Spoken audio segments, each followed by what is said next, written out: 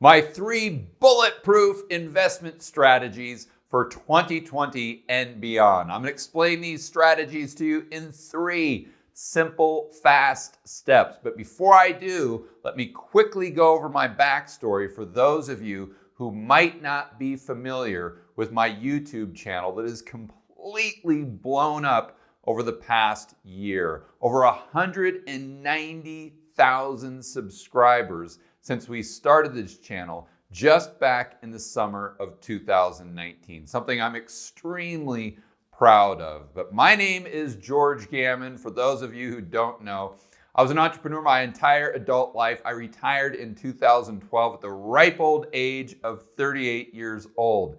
At that time, I knew nothing about investing or macroeconomics, but I knew I needed to learn.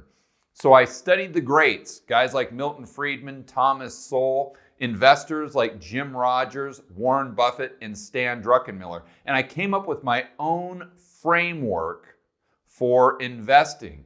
These strategies that I'm going to go over with you right here today. This unique framework helped me make the decision to invest heavily in real estate in 2012. Something I've done extremely well with, to say the least. But I've invested in a lot of different asset classes all over the world. And I've been fortunate to have returns of 200, 300, even 400%. And I've made millions of dollars. But that's not to say that I haven't made a lot of mistakes. In fact, I've made more than my share of mistakes. But the main takeaway is I've been able to develop this very unique framework and these strategies through trial and error and interviewing so many of the greats on my YouTube channel and learning from their experiences. People like Peter Schiff, Doug Casey, Rick Rule, Brent Johnson, Luke Groman, Jeff Snyder, Lynn Alden, Chris McIntosh, and my good buddy Robert Kiyosaki, just to name a few. And this is what I'm going to reveal to you right here, right now. These strategies are very easy to understand. They're not complex. The hard part is in the execution. But I'm going to walk you right through it so you're going to be ready and prepared to have a better financial future. So let's dive right in and get you on the fast track to becoming a better investor. Strategy number 1, we need to buy when things are cheap and sell them when they're expensive. This sounds very easy in theory, but for some reason, it's so hard for the average investor to actually implement in their own portfolio. But this allows us to do 3 main things that are crucial to your long-term success. Number 1, we've got to play by using probabilities. There are no certainties, there are only probabilities. And I learned this very early in my career. Even as an entrepreneur, when I was playing blackjack and counting cards, I knew that I had to make every single decision based on probabilities. As an example, editor, go ahead and throw up a chart.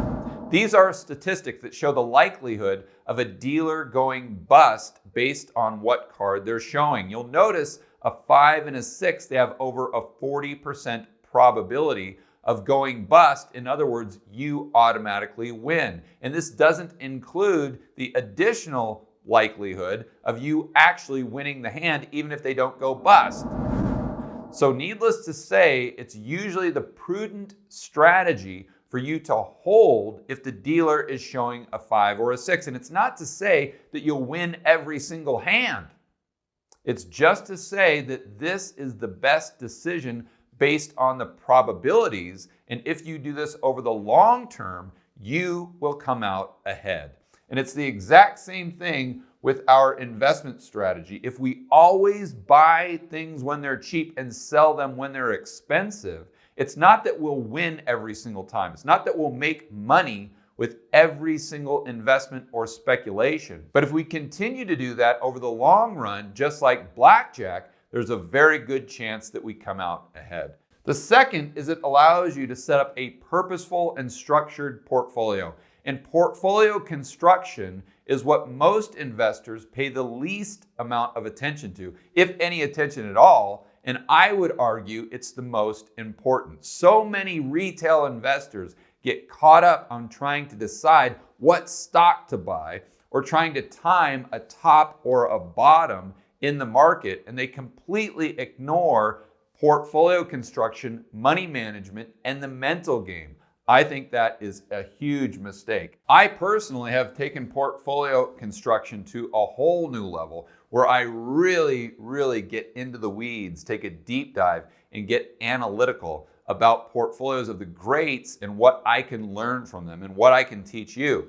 Guys like Warren Buffett, Stan Druckenmiller, and Jim Rogers. But that's a completely separate training that really gets into the minutia. Very important, but not what we're going to go over in this video. If you're interested in that type of high-level training, check out the description below, or we'll put a link to it right here. I'll have my editors put it up, where you can watch me invest $100,000 of my own money over the shoulder. I'll take you through every single step, A to Z, and that's where we get into some high-level portfolio construction. Again, going back to what I've learned from the greats like Warren Buffett, Stan Druckenmiller, and Jim Rogers. And if we haven't completed the training yet, you'll see my assistant's email pop up. You can email her directly. Her name's Adriana, and she'll put you onto a waiting list. And back to this video.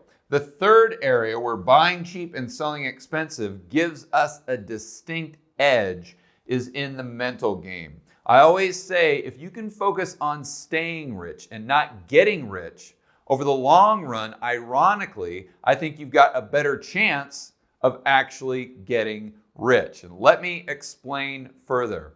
And it doesn't matter what point you're starting at, whether you don't have a lot of capital to invest, you're in an intermediate level or an advanced level. If you can focus on staying or preserving the capital you have right now, and that's your number one priority, and you always have that at the forefront of your mind when you're executing, when you're making an investment or a speculation, over the long run, I think that's the best path to actually increasing your wealth substantially. Warren Buffett says it a little bit different way. He says the number one rule to investing is don't lose money. And I think he even says number 2 and 3 are rule number 1, if I'm not mistaken. But that would make sense. But also, if you read the Market Wizards books, which I would highly recommend. These are interviews that Jack Schwager did with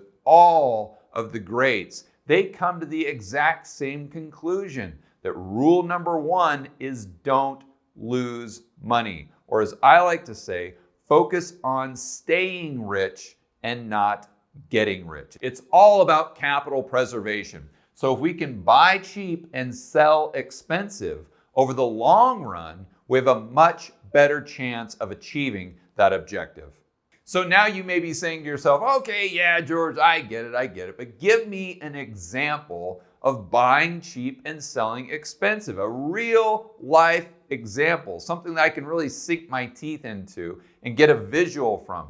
That's why we got the whiteboard. Let's go right to the charts. One of my favorite things to do, and this is a chart going back to 1950 all the way to 2020 of oil, one of my favorite commodities right now. And it's not just oil. I think all commodities are extremely cheap. Editor, go ahead and throw up a chart.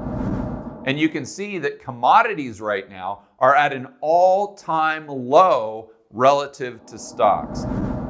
That's what I call buying cheap. But for the moment, let's focus on oil. This is a chart adjusted for inflation. On the left, we go from $20 a barrel all the way up to $160 a barrel. Back in 1950, we're about 40. We go up a little bit, then we come down. 1960, we come all the way down, almost under $20 a barrel. 1970, and then it just goes parabolic in the early 70s. We know what happened then. It goes up even further to when adjusted for inflation, we're at almost $140 a barrel. Staggering for it to make that move in such a short period of time. But then Volcker jacks interest rates up to 20%, as we all know, and the oil price comes crashing down back under $40 a barrel. It goes up. This was the Gulf War, the first one. That's where it spikes. And it kind of goes down here all over the place and goes way up in this huge commodity bull run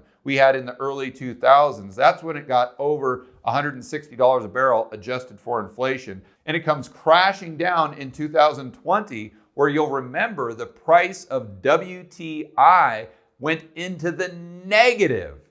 That is really, really cheap. And of course, it's come up since then, maybe around $35 a barrel. But what I want you to notice from this chart is if we drew a green line at $30 a barrel all the way across, and then we drew a red line at over $80 a barrel, you'll see when it's over 80, historically speaking, it's relatively high. And when it's under 30, it's relatively low. So just keeping it as simple as I possibly can. I'm not that sophisticated of a guy. I like the KISS strategy. You keep it simple, stupid. So keeping it simple as I can, I'm just going to buy oil or oil producers when oil's under $30 a barrel. And when it gets over 80, I'll start thinking about selling. Just buy cheap, sell expensive. Now we go down to our next chart. That starts 1980 all the way to 2020.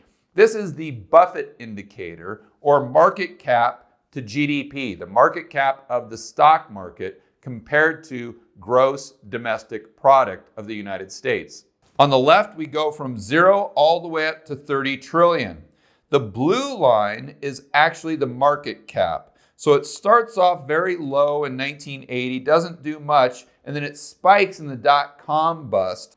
And usually what has happened is the economy, or GDP, is actually higher than the market cap. But since quantitative easing, the market cap of the stock market has gone completely parabolic, and the economy hasn't kept up at all. And I want to point out one thing here. You probably can't see it, but editor, help me out with this one.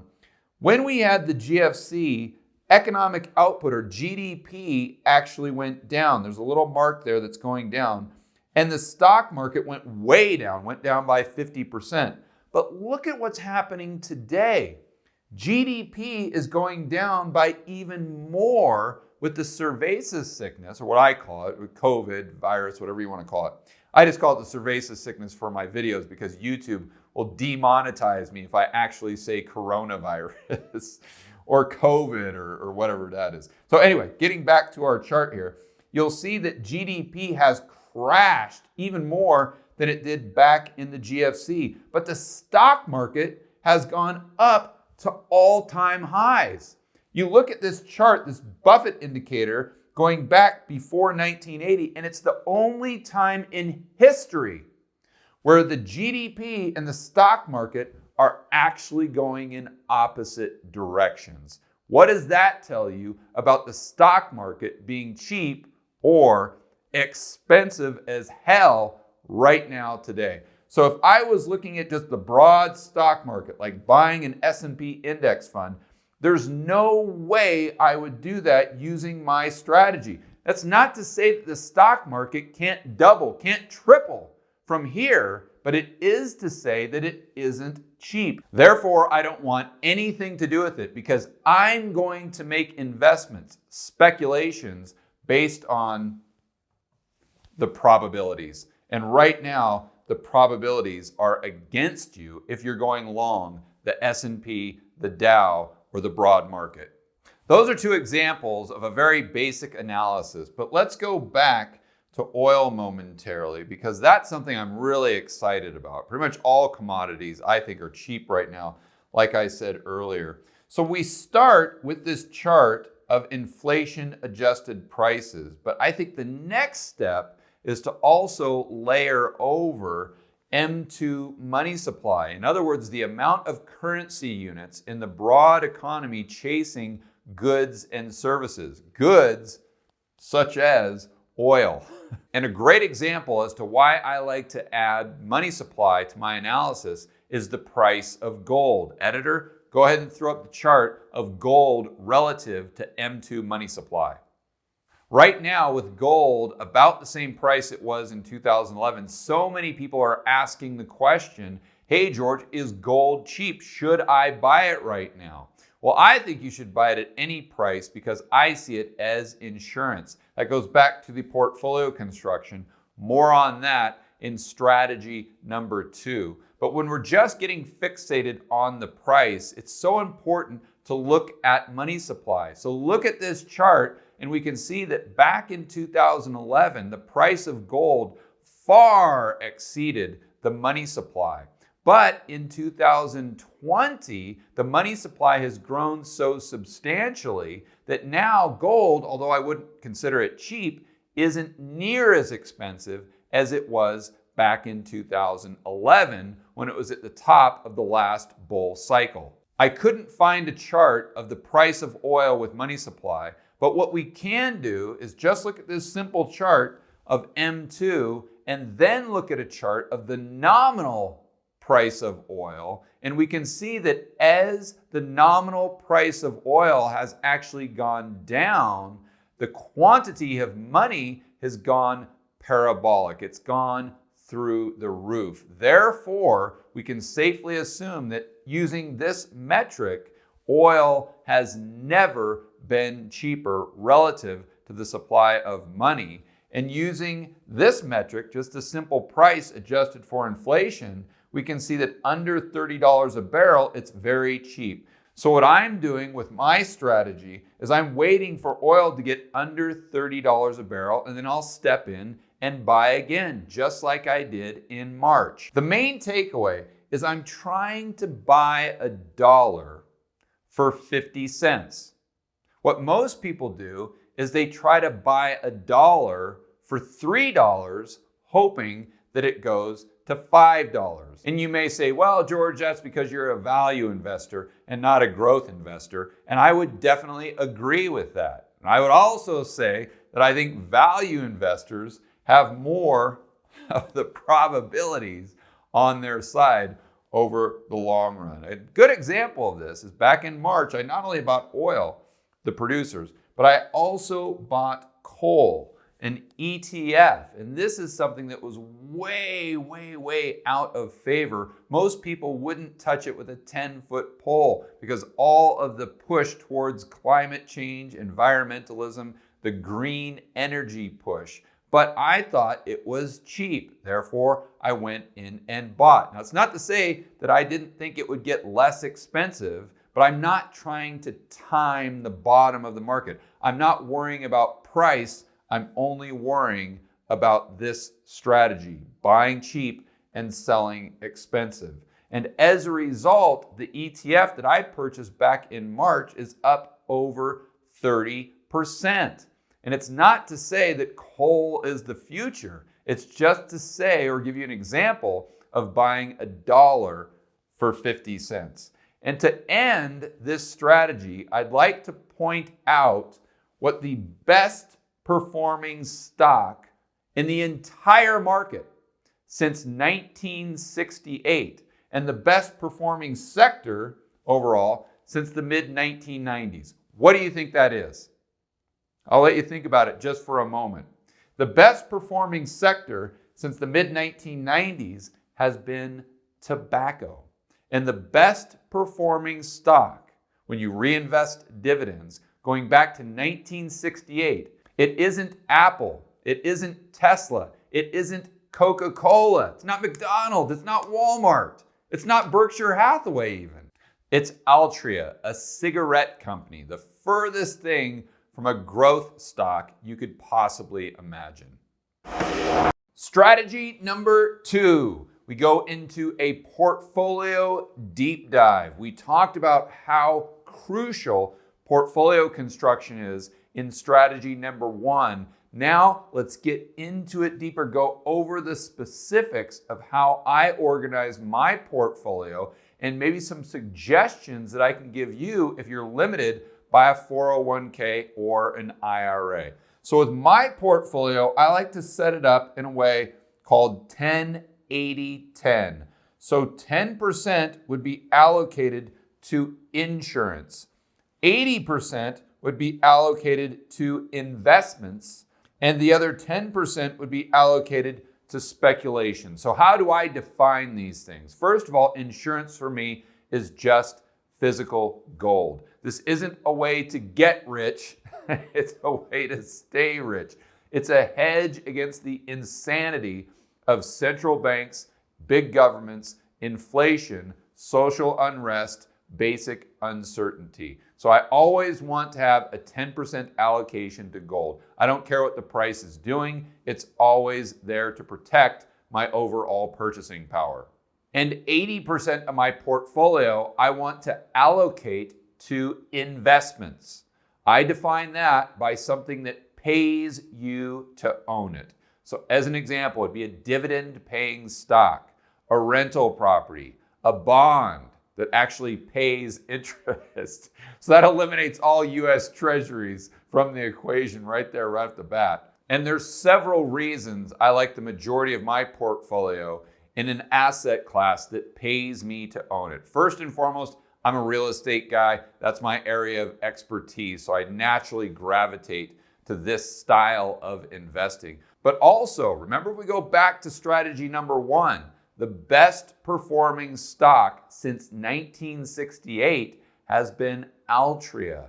The main reason for that is because they've paid such a huge dividend. They're a cash cow that if you just reinvest that dividend over the long term, you get rich. So I like things that always pay me to own them for that reason. Additionally, I think it gives us peace of mind, and we're all emotional creatures. It's a battle with yourself. That's what investing is all about. You are typically your own worst enemy. So if we have something that just pays us every single month or every single quarter, there's a lot less stress if the price is going up or down. You don't really have to worry about it too much because the reason you bought the asset in the first place never goes away, meaning it's paying you consistently. A great example of this would be a rental property. If you buy a rental property that pays you $1,000 a month to own it, and it's a great neighborhood, great location, the RV ratio, and I won't get into the technical terms today, but that's basically how much rent you're getting per your cost basis, how much you have out of pocket. If that all makes sense at the beginning, then all you have to do is sit back for the next 20 years and collect the check every single month. You don't care if the price goes up by 20% or down by 20%. It doesn't matter because that's not the reason you purchased the asset. And it's the exact same thing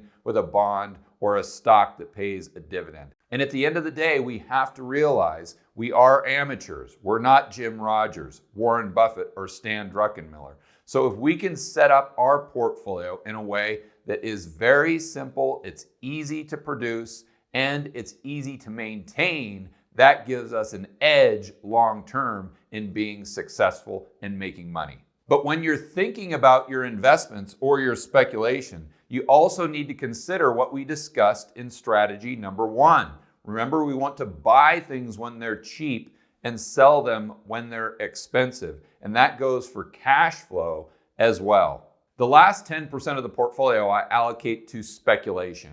And I define this as something that has a lot of asymmetry. So a lot of upside and very little downside. We want great risk reward. So for me right now, it goes back to commodities, things like uranium, copper, oil, coal. These are all things that I believe have a ton of upside, especially when you go back and look at that chart of M2 money supply, how it's going parabolic. That's the amount of currency units that are chasing those commodities. So it gives them a lot of tailwind. But uranium or even Bitcoin, the gold miners, the silver miners, or silver itself would all fall into the category of speculation for me. All of those things I'm very bullish on long term. So to recap, the 10-80-10 portfolio would look something like this. 10% allocated to gold, 80% allocated to things like dividend-paying stocks, rental properties, or potentially bonds in jurisdictions outside the United States, Japan, and Europe.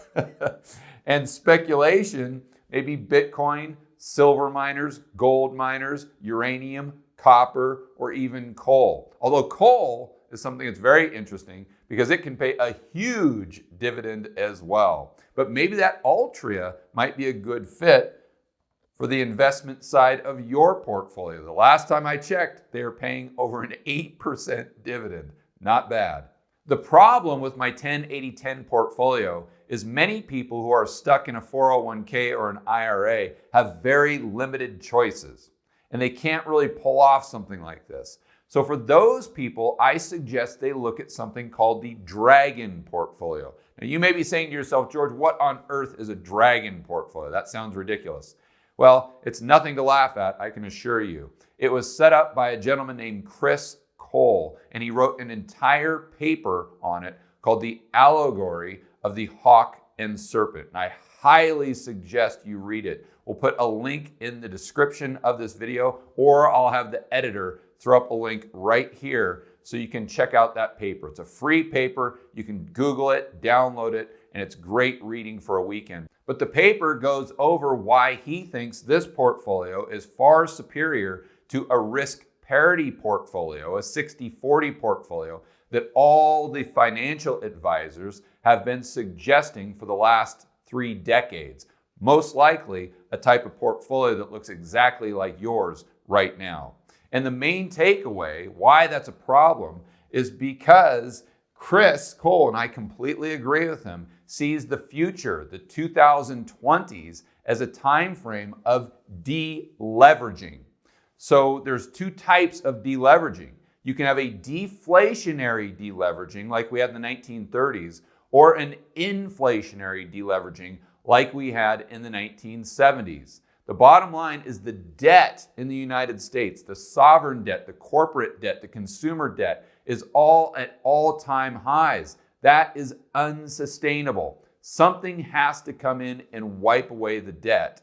Now, whether you believe it's a deflationary event or an inflationary event is a completely separate topic. That's another video. But the bottom line is we're most likely going to have to pay the fiddler at some time. Therefore, we have a deleveraging. And if you have a 60-40 portfolio or this risk parity portfolio that is so popular nowadays, you are going to get wiped out. So the Dragon portfolio, most of it pretty basic. Equities, 24%. Gold, 19%. Fixed income or bonds, 21%. And here's where it gets a little more complicated, but I still think it's manageable for the ordinary person if they're willing to put in some work. So the other 2 components, 21% long volatility. The other 18% is a commodity trend following strategy. So again, the downside here is that it requires a lot of homework and it requires some management. You have to change things around a bit if you're going to follow these 2 strategies. But they're vital to make sure that you're capturing the upside if we have this deleveraging event that I was referring to earlier. And I would imagine that most of you watching this video right now would agree with Chris and me that sometime in the very near future, we're going to experience inflation or deflation. And if we do, you definitely do not want to have a portfolio that's set up in the typical 60-40 risk parity. You want something that looks more like the Dragon portfolio, or ideally the 10-80-10 portfolio. And for those of you who want to check out my full training course where you can watch me invest $100,000 of my own money using the 10-80-10 portfolio or the Dragon portfolio, definitely check out the link. We'll have the editor put it right up here or in the description below. And if we haven't produced the video yet, we'll put up my assistant's email right about here. And you can email her and get on a waiting list. So as soon as that video is out, we'll email you and let you know. Strategy number 3, you've got to diversify. And it starts with your portfolio. You've got to spread out that risk. But that's nothing new. We've all heard that many, many times before, that diversifying your portfolio is the only free lunch on Wall Street, as the saying goes.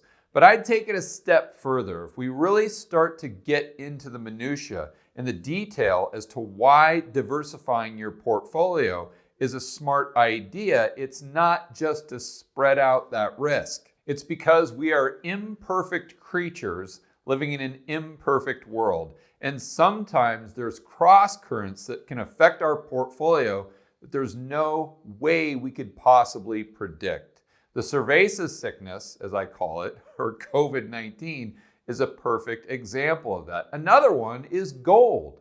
Let's say you're someone who's very bullish gold, just like I am, but gold is 100% of your portfolio because you think that it's going to be a hedge against inflation and it's also going to be a hedge against uncertainty in the system. But let's go back to 2008 when Bear Stearns went bust and all the problems with the banking system. What happened to gold? It completely crashed. Let's go back to March of 2020. What happened when the stock market was falling out of bed?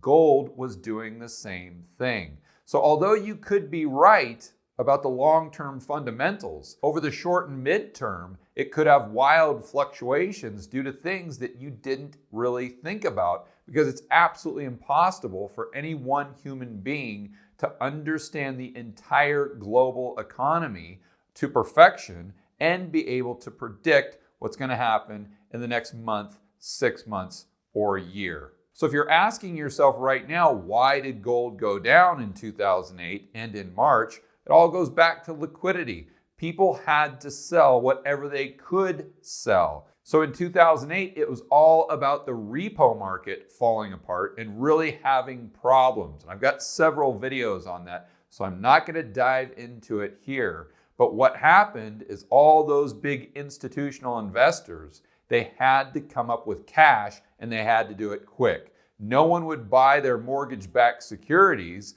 so what did they have to sell? They sold their gold. Same type of thing happened in March of 2020. So again, this is just an example of something that you never could have predicted that could potentially affect the price and your portfolio in a big way. And that brings me to the next important reason to diversify your portfolio, to eliminate emotion. We are humans, and that's our biggest flaw when it comes to investing, is that we get emotional. We get married to a position. Obviously, we want our portfolio to go up, and when it's going down, we feel the anxiety. So if you have any one position in your portfolio where you lose sleep over, or you get emotional about it, you need to examine as to whether or not that's too big a part of that portfolio. Let's use the example of being long Bitcoin. And I like Bitcoin as a speculation, but let's say 100% of your portfolio was Bitcoin, and it's extremely volatile. One day it can go up to 12,000, the next day down to 11,000, the next day down to 8,000, and back up to 10,000. So if you're someone that has the intestinal fortitude to ride that out with 100% of your net worth, more power to you. But for the average human being, such as myself, I can't play that game. Therefore, although I like Bitcoin, it's only going to be a small fraction of my portfolio. It allows me to make better decisions, and over the long run, that's an edge. And lastly, especially in 2020, you want to have some dry powder, some cash on the sidelines. And I know it's counterintuitive if you see inflation coming down the pipeline. I totally get it because you don't want to lose purchasing power with the cash you have in the bank. But you have to do a cost-benefit analysis.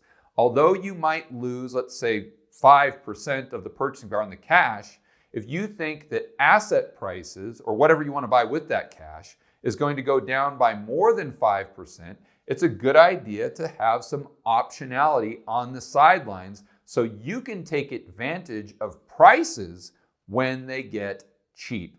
Great example of this, going back to March, is when I bought oil producers. I bought a lot of commodities, a lot of stocks that went way, way down. I could not have done that unless I would have had a little bit of cash on the sidelines. And I'm somebody that thinks long-term we're going to get stagflation. So if you get stagflation, cash is the last thing you want to own, but doing that cost-benefit analysis, I still wanted some on the sidelines because I saw the structural and fundamental flaws with the stock market. Remember the Buffett indicator at all-time highs right now. And next, we want to diversify our political risk. And this means taxes, social unrest, and you want to have as much personal freedom as possible. There's no downside to having a plan B. So let's think this through. I've got a very simple drawing here, as all my drawings are. And it's just this green circle, which represents your city, state, or maybe your country, depending on kind of how you've adjusted to getting outside of the box and what your comfort zone is. But right now, you're under the control of a certain jurisdiction, a government, and a currency. But it's smart to start to have assets in a plan for getting outside of that jurisdiction if you need to in the future. Not saying that you have to, it's always there. It's always an option. And at the end of the day, especially in 2020, options are good. So if you're someone that's comfortable leaving the country, why not consider getting a second passport? And if that's not for you, or maybe you don't have the resources to do that, why not just have an RV in your driveway? It really accomplishes the same type of thing. And that is, if it gets too hot where you are due to social unrest, as an example, you've got a way to get the heck out of Dodge. Whether it's leaving the country altogether or just grabbing your family, hopping in the RV, and going up to the mountains while there's rioting and looting or whatever else happens in this crazy 2020 to get out of the line of fire. And let's not forget about banking. Why have all of your eggs in one basket? We saw what happened in Cyprus. They had these bail-ins, and I'm not predicting that that happens in the United States or a developed country, but why take the risk? Why have any money in the bank above and beyond what is FDIC insured? Let's also remember that the FDIC only has about $150 billion in their coffers, and that's to insure over $9 trillion in deposits. That doesn't make me feel any better about FDIC. So I definitely want to spread my cash or my dry powder out over several different bank accounts, maybe in another state or maybe even in another country. That brings me to moving assets.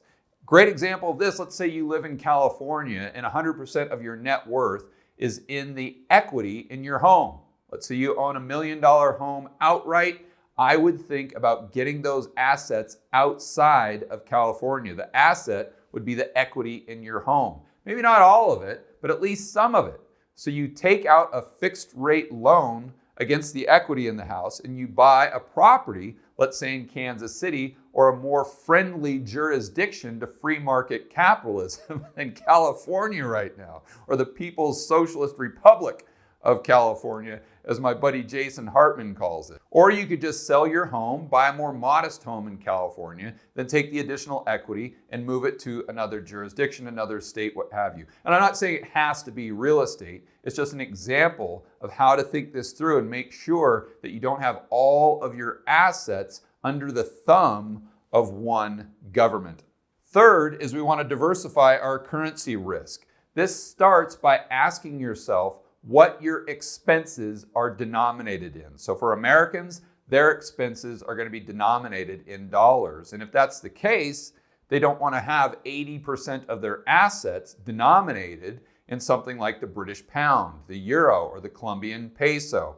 You want to have variety, but you still want to make sure that the majority of your assets are denominated in the currency where you have to pay the bills. You don't want to take that risk of having the dollar spike against the currency where you have the majority of your assets. That would reduce your ability to actually pay your bills, the exact opposite of what you want to do by growing your portfolio and your net worth. So you may be asking yourself, okay, George, what types of currencies are those? If I'd like to diversify a little bit outside of the US dollar, the Canadian dollar, the Aussie dollar, the euro, the British pound, what else out there would be an alternative? And unfortunately, we have to look at the least bad currencies because all fiat currencies are terrible. and at the end of the day, they're all going to hit their intrinsic value, and that is zero. Not saying that it happens overnight, but every single fiat currency through history has always gone to that number. Goose egg. So I might like the Singapore dollar or the Swiss franc a little bit better, But at the end of the day, I don't really like any of them. The only reason I hold cash is because I have to. So I want to keep some dry powder in order to take advantage of opportunities when other assets that I want to buy crash in value and get really cheap. But the best thing that you can do to diversify your currency risk is make sure that you've got about 10% of your portfolio, or maybe 19% if you're following the Dragon portfolio, in physical gold. This is the best way, in my opinion, to maintain your purchasing power. Also, if you do have a mortgage, whether it's on your principal residence or a rental property, make sure that you've got 30-year fixed rate debt, because that allows you to take advantage of any type of inflation by paying the loan back with cheaper dollars in the future. And if we have a high degree of inflation, or if the inflation rate even runs at a higher level than your interest rate, the delta, the gap between that, is a transfer of wealth from the bank to you. So as a specific example, let's say right now you're able to lock in a 3% fixed rate mortgage over 30 years, and we have inflation go to 10%. Well, there's a difference there of 7%, the difference between the actual inflation rate and your interest rate. So that 7% would be a transfer of wealth to you because you're paying it back with cheaper and cheaper dollars every single year. And we just take it to an extreme as a thought experiment so everyone is on the same page. Let's say we have hyperinflation. Or actually, first, let's say that you take out a mortgage for $100,000, 30-year fixed rate at 3%. And over the next 10 years, we go through some sort of hyperinflation scenario where in 10 years, a loaf of bread costs $100,000. And I know that's a far-fetched example, but we're just understanding the concept. You could pay off your entire loan with the same amount that it would cost you to buy the loaf of bread. But you would still have that home, the underlying asset, that could buy the same amount of goods and services as it did 10 years ago when you bought it. So this was an overview of my 3 bulletproof investment strategies for 2020. If you want more content like this, if you want to understand it in even greater detail, you've got to check out my online investment forum, Rebel Capitalist Pro. That's where I've teamed up with professionals Lynn Alden and Chris McIntosh to give you everything you need to take your investing to the next level. We find out what's expensive, what's cheap. We have an amazing community of like-minded investors. We do live stream Q&As with the members and the professionals and myself weekly. It's got incredible research from both Chris and Lynn. This is going to blow you away. You got to check it out. And right now, we have an intro trial for $1. It's an amazing deal. So check it out at georgegammon.com/pro, and I will see you in the forum at Rebel Capitalist Pro.